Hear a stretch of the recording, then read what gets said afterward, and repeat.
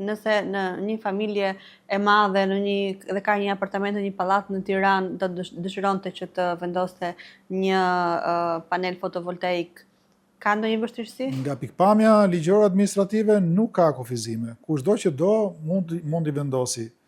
Nga pikpamja, po themi, teknike dhe faktorët fizikë është pak problem, sepse duhet kuptuar që ata që banojnë në banesa komunale ku ka më shumë se një, po themi, apartament, do duhet që të jenë në gjendje që të shfrytëzojnë taracën e këtij mjedisi dhe do duhet që për këtë të zgjidhin, po themi, me marrëveshje me pjesën tjetër të banorëve, plus që duhet të shohin a është e mundur, a ekziston kjo sipërfaqe.